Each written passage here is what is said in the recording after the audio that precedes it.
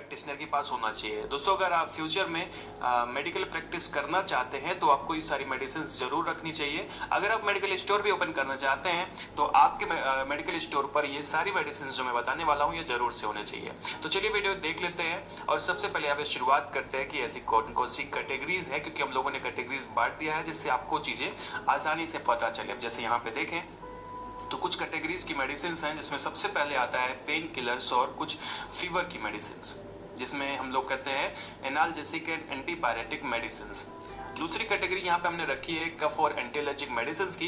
तीसरी होती है वोमिटिंग एंड गैस की, इसकी कुछ मेडिसिन जो आपके पास होनी चाहिए क्योंकि ये सब कॉमन प्रॉब्लम्स हैं। कुछ कॉमन एंटीबायोटिक्स जो कि ज्यादातर यूज किए जाते हैं वो कौन से हैं। उसके बाद कुछ अलग से मेडिसिन जो कि आपको अपने पास जरूर रखने चाहिए, मिसलिनियस या अदर में हम लोग उसको देख लेंगे। तो चलिए वीडियो की शुरुआत कर लेते हैं और सबसे पहले देखते हैं ऐसे कौन कौन सी पेन किलर्स और फीवर में यूज होने वाली मेडिसिन आपके पास होनी चाहिए। जिसमें अगर हम फीवर की सबसे पहले बात करें, जिसको हम एंटीपायरेटिक मेडिसिन भी बोलते हैं, उसमें आपको पता है कि एक ही मेडिसिन ज्यादातर यूज होती है जो कि है पैरासीटामोल, जो कि 500 mg में यूज होती है और 650 mg में यूज होती है। तो आप इसको अपने पास जरूर से रखेंगे और इसमें आप कोई भी ब्रांड रख सकते हैं। अगर जेनरिक मिल जाती है, कोई सस्ती ब्रांड मिलती है तो आप ज्यादा उसको रखें तो ज्यादा अच्छा रहता है, क्योंकि आपको पेशेंट को भी देखना होता है। दोस्तों अब इसमें डोलो, कालपाल, क्रोशिन, पैरासिप, ये दूसरी बहुत सारी मेडिसिन आती हैं। आप कोई भी रख सकते हैं जो भी आपको इजी लगता है रखना और थोड़ा सा जो सस्ती पड़ती है। दूसरी अगर हम कैटेगरी की बात करें जो कि है पेन किलर, जिसको हम लोग एनाल्जेसिक मेडिसिन भी कहते हैं, इसमें अगर हम ध्यान से देखें तो क्योंकि जब पेन किलर्स हम लोग लेते हैं तो उसमें पैरासीटामोल भी लेते हैं क्योंकि पेन के साथ में हल्का सा फीवर भी आपको होता है। तो इसके लिए जो सबसे अच्छी मेडिसिन एक्चुअली पेन किलर अगर देखा जाए तो अगर प्लेन पेन किलर की बात करें तो ये सिक्लोफिनेक होता है, डाइक्लोफिनेक होता है, बहुत सारी चीजें होती है, निमोसलाइड होता है। पर अगर अगर थोड़ा सा आपको फीवर है तो उस टाइम पे आपको ये रखना पड़ेगा मेडिसिन, अगर पेशेंट को थोड़ा सा फीवर है, जिसमें एसिक्लोफिनेक 100 mg, पैरासीटामोल 325 mg मतलब 325 mg, इसकी जो मेडिसिन होती हैं वो आपको रखनी होती हैं। इसकी जो फेमस ब्रांड है वो जीरोडॉल-P के नाम से आती है। पहले 325 की जगह हम लोग जो देखते थे कि पैरासीटामोल 500 की आती थी, पर अब जो है 325 ही आती है क्योंकि उसका जो साइड इफेक्ट होता था वो ज़्यादा होता था। नेक्स्ट जो मेडिसिन होती है, अगर आप किसी भी पेशेंट को पेन हो रहा है, थोड़ा सा बहुत घाव है, हल्का बहुत फीवर है, तो उस टाइम पे ये मेडिसिन दी जाती है जो कि जीरोडॉल SP के नाम से फेमस है, जिसमें सिक्लोफिनेक होता है, पैरासीटामोल होता है और सेरेटियोपेप्टाइडेज होती है। तो आपको ये मेडिसिन पेशेंट को देनी होती है क्योंकि ये मेडिसिन बहुत कारगर होती है उस कंडीशन के लिए। अगली जो मेडिसिन है वो निमोसलाइड है और पैरासीटामोल है, इसे पेन किलर है और फिर हल्के से फीवर के लिए है। और अगर आप ध्यान से देखेंगे तो सर दर्द में जो मेडिसिन यूज होती है शूमो, वो ज़्यादातर इसमें एक्चुअली शूमो जो है ब्रांड है और वो निमोसलाइड प्लस पैरासीटामोल होता है, तो खास करके सर दर्द में इसका यूज करते हैं। तो निमोसलाइड ये जो है हम लोग इसको यूज कर सकते हैं और इसको आपको अपने पास ज़रूर रखना चाहिए। अगर आप मेडिकल प्रैक्टिस कर रहे हैं या करने वाले हैं तो आपको ये सब रखना जरूर पड़ेगा।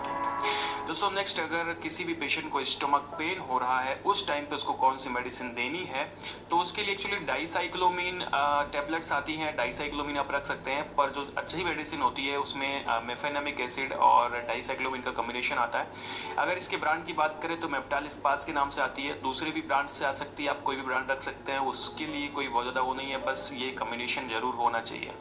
ठीक है, तो ये मेडिसिन जो होती है स्टमक पेन के लिए होती है। थोड़ा सा हम लोग मेडिसिन के बारे में अगर यहाँ पे डिटेल देखें तो ये सारी मेडिसिन है जो मैंने आपको बताया, जिसमें दिखे ये वेबडोलो SP है जो कि मैंने आपको बताया घाव के साथ में ये दर्द और बुखार में भी फायदा करती है। पेट दर्द के लिए मेप्टाल स्पास होती है, डोलो टेबलेट्स होती हैं, क्रोशिन है जो कि पैरासीटामोल है और एसिक्लोफिनेक पैरासीटामोल 325 mg जो कि जीरोडॉल-P के नाम से आती है, एंड शूमो है और ये जीरोडॉल-SP है।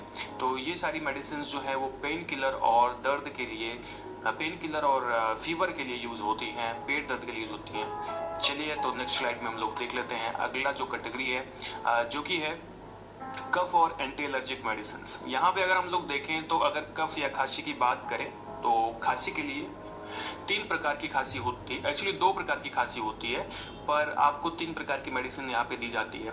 जैसे अगर हम बात करें तो खांसी अगर कफ युक्त है तो उसे हम लोग बेड कॉफी नहीं एक्चुअली कफ, उसको हम लोग बेड कफ कहते हैं, मतलब सूखी एक्चुअली गीली खांसी। जिसमें कफ आता है बॉडी से, मतलब बलगम निकलता है, ठीक है, तो इसके लिए ज़्यादातर एक्सपेक्टोरेंट दिया जाता है। और ड्राई कफ होता है, ड्राई कफ में क्या होता है कि एक्चुअली सूखी खांसी आती है। ये दूसरा चीज़ जो पेशेंट में पता नहीं लग पाता है कि उसको वेट कफ है या फिर ड्राई कफ है। तो यहाँ पे चलिए देख लेते हैं, अगर वेट कफ है तो उस टाइम पे हम लोग कौन सी मेडिसिन देते हैं। तो यहाँ पे सिरप दिया जाता है। तो कौन सा सिरप होता है, तो टर्ब्यूटालिन एंड ब्रोमैक्सिन HCl सिरप होता है, जो कि आपको अपने पास रखना चाहिए। अलग अलग ब्रांड से आता है, तो आप कोई भी ब्रांड रख सकते हैं। ड्राई, अच्छा देखो ये जो है ना, ये एक एक्सपेक्टोरेंट होता है जो कि कफ को खींच करके बाहर निकालता है अंदर से। अगला होता है ड्राई कफ। अगर आपको किसी पेशेंट को सूखी खांसी आ रही है तो उसके लिए डेक्स्ट्रोमेथार्फन हाइड्रोक्लोराइड क्लोरफेनरामिन मैलिएट सिरप होता है, तो उस पेशेंट को दिया जाता है। अलग अलग ब्रांड से आता है, आप कोई भी ब्रांड दे सकते हैं। ये मैं आपको बार बार कह रहा हूँ, जो भी इजी हो, मतलब जो भी थोड़ा सा सस्ता हो, आप उसको दे सकते हैं। अब अगर यहाँ पे देखा जाए कि कफ के बारे में पता ही नहीं कि भाई साहब को कौन सा कफ हुआ है, तो उस कंडीशन में आपको एक सिरप आती है, ये सिरप आप दे सकते हैं पेशेंट को, जो कि dextromethorphan hydrochloride chlorpheniramine maleate and guaifenesin and ammonium chloride syrup होता है, जो कि पेशेंट को दिया जा सकता है उसको पीने के लिए, और ये अच्छा कारगर होता है। तो ये पेशेंट को दे सकते हैं, जो कि खास करके खांसी के लिए है। अभी थोड़ा सा आगे बढ़ते हैं और देखते हैं कुछ एंटी एलर्जिक मेडिसिन जो कि इसी कैटेगरी के अंदर आ रही हैं, जो कि आपके पास होनी ही चाहिए। तो इसमें पहली चीज़ तो भैया बता दें कि सबसे ज़्यादा यूज़ होती है सिट्रिजिन। तो सिट्रिजिन जो है वो ज़्यादातर यूज की जाती है एलर्जी में, तो ये मेडिसिन आपके पास होनी चाहिए। सस्ती सी मेडिसिन है तो होती भी है। सिट्रिजिन के साथ में एविल भी रख सकते हैं। अगर किसी को ज़्यादा शिकायत देखने को मिल रही है एलर्जी की, तो उसको हम लोग एविल भी दे सकते हैं। अब यहाँ पे बात कर लें कॉमन कोल्ड की, तो कॉमन कोल्ड भी एक प्रकार की एलर्जी होती है, तो कॉमन कोल्ड में भी हम लोग सिट्रिजिन दे सकते हैं, फेनरामिन मैलिएट मतलब एविल दे सकते हैं। एंड ज़्यादातर जो इसमें दिया जाता है वो विकोरिल दिया जाता है। विकोरिल में अगर आप ध्यान से देखेंगे तो हल्का सा पैरासीटामॉल एंड फेनरामिन हाइड्रोक्लोराइड होती है, और क्लोरफेनरामिन मैलिएट भी होती है। तो कहने का मतलब ऐसे बंद नाक में ये जो थोड़ा सा फायदा करती है, तो ये मेडिसिन भी आप दे सकते हैं कॉमन कोल्ड में। नेक्स्ट स्टेप पे आते हैं, नेक्स्ट स्लाइड पे, और यहाँ पे देखते हैं कि कुछ और दूसरी मेडिसिन जो कि वोमिटिंग और गैस के लिए है। तो यहाँ पर अगर हम बात करें वोमिटिंग के लिए कौन सी मेडिसिन दी जाती है, किसी पेशेंट को उल्टी हो रही है तो उससे ओनेसेट्रॉन 4 mg की टैबलेट्स आती हैं, तो आप इसको दे सकते हैं। कोई भी कंपनी की दे सकते हैं, वो भी काइंड आती है इसकी, तो उसको दे सकते हैं, कोई दे सकते हैं। डोमपेरिडोन DT दे सकते हैं। ये दो मेडिसिन में से एक मेडिसिन दी जाती है वोमिटिंग के लिए। पहले हम लोग डोमपेरिडोन देते हैं, ये डिस्पर्जेबल टैबलेट सही नहीं होता है तो ओनेसेट्रॉन भी दे सकते हैं, या फिर कोई भी आप पहले दे सकते हैं, उसमें कोई प्रॉब्लम नहीं है। यहाँ पे अगर हम बात करें गैस की, जो कि नॉर्मल सी प्रॉब्लम है, तो अगर किसी भी पेशेंट को गैस है या कोई ऐसी मेडिसिन दे रहे हैं जिससे कि गैस बन सकती है, तो उस टाइम पे हम लोग रेंटिडीन टैबलेट देते हैं, जो कि जेंटेक, रेंटेक, एसिलॉक इन सब के नाम से आती है।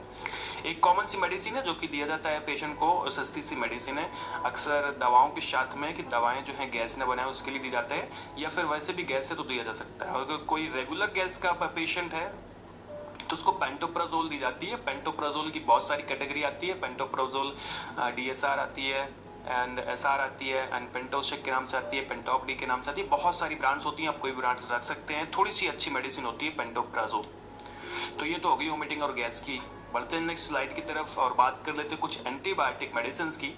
तो एंटीबायोटिक सबसे इंपॉर्टेंट होती है अगर आप प्रैक्टिस कर रहे हैं तो, क्योंकि यही जो है ज़्यादातर अक्सर बीमारी को ठीक करने का काम करती है। इसमें हम लोगों ने 4 एंटीबायोटिक लिए है, जिसमें सबसे पहला है सिप्रोफ्लॉक्सासिन। आपके पास होना चाहिए, सिप्रोफ्लॉक्सासिन ठीक करता है। एंड जो ज़्यादातर यूज किया जाता है वो होता है एमॉक्सिसिलिन पोटेशियम क्लेविनेट, तो ये मेडिसिन भी आपके पास होनी चाहिए, ये भी दिया जाता है कई बार। एंड ओफ्लॉक्सासिन ऑर्निडाजोल, ज़्यादातर ये भी दिया जाता है, ये भी आपके पास होना चाहिए। और लास्ट में सिफिक्जिम आपके पास होना चाहिए। ये 4 एंटीबायोटिक तो बिल्कुल आपके पास होनी चाहिए। इसके अलावा भी थोड़ा बहुत रख सकते हैं, पर ये जरूर रखना चाहिए क्योंकि कॉमनली यही सब यूज की जाती है। ठीक है, अब हम लोग लास्ट स्लाइड की तरफ बढ़ते हैं और यहाँ पे देखते हैं कुछ दूसरी मेडिसिन जो कि मिसलिनियस हैं, जिसको आपको अपने पास रखने चाहिए। तो उसमें सबसे पहली चीज आती है बी कॉम्प्लेक्स, आपके पास होना चाहिए। बी कॉम्प्लेक्स में बीकासूल आता है और इससे बहुत सारी जो है मेडिसिन होती हैं, आपको नॉलेज होगा इसके बारे में थोड़ा बहुत। ये मेडिसिन जैसे मुंह के छाले में दी जाता है, या बी कॉम्प्लेक्स की कमी हो गई है, ठीक है, उस टाइम पे दिया जाता है। तो ये तो बी कॉम्प्लेक्स की टेबलेट आपके पास होनी चाहिए। दूसरी आइसोसॉर्बिट डाइनाइट्रेट टेबलेट आपके पास होना चाहिए, जो कि हार्ट अटैक, हार्ट पेन में होना चाहिए। अगर आपका मेडिकल है तो उस पर ये मेडिसिन जरूर से जरूर होनी चाहिए, क्योंकि एक टेबलेट जो होती है लाइफ सेविंग ड्रग्स होती हैं। ये अगर किसी को हार्ट से संबंधित प्रॉब्लम है, हार्ट अटैक आ गया है, तो एक टेबलेट, अगर वो हॉस्पिटल नहीं पहुंच सकता, एक टेबलेट खिला देंगे तो वो बच जाएगा, तो आप उसको हॉस्पिटल पहुंचा सकते हैं। अगला एनिमा जरूर होना चाहिए आपके मेडिकल स्टोर पे, आपके अगर आप प्रैक्टिस कर रहे हैं, क्योंकि ये कॉन्स्टिपेशन में दे जाता है। जब किसी को कॉन्स्टिपेशन या कब्ज की शिकायत होती है तो उस टाइम पे एनल कैनाल में जो है आपको ये एनिमा लगाना होता है, जिससे वो उसका जो कॉन्स्टिपेशन है वो ठीक हो जाए। तो बड़ों में एनिमा होता है, छोटों में ये ग्लिसरीन सपोजिटरीज के फॉर्म में आती हैं। तो कहने का मतलब वही होता है, सेम चीज़ एक चीज़ तरह होता है, पर ये ग्लिसरीन इसमें होती है तो एलर्जी होने का खतरा कम होता है, और छोटे बच्चे के अंदर इसको लगाया जाता है सेम काम के लिए, कॉन्स्टिपेशन को दूर करने के लिए। दोस्तों लास्ट में यहाँ पे अगर हम लोग देखें, एक भूख अगर नहीं लगती किसी पेशेंट को, खाना नहीं पचता है और खाने में प्रॉब्लम होती है, खाना नहीं खाया जाता है, तो उस टाइम पे एक जो है सिरप दिया जाता है पेशेंट को, जो कि ये दिया जा सकता है, जो आपके पास होना चाहिए, जिसमें कोई भी ब्रांड आप रख सकते हैं। पर अगर हम कॉम्बिनेशन की बात करें तो सिप्रोहेप्टेडिन ट्राइकोलिन सिट्रेट सॉर्बिटॉल इसका नाम होता है। अगर आप ध्यान दें तो एक प्रकार का ओरल सॉल्यूशन होता है, जो कि पेशेंट के लिए दिया जाता है। तो ये मेडिसिन भी आपके पास होनी चाहिए। तो दोस्तों यहाँ पे हम लोगों ने बात करी कुछ ऐसी मेडिसिन की जो एक मेडिकल प्रैक्टिशनर की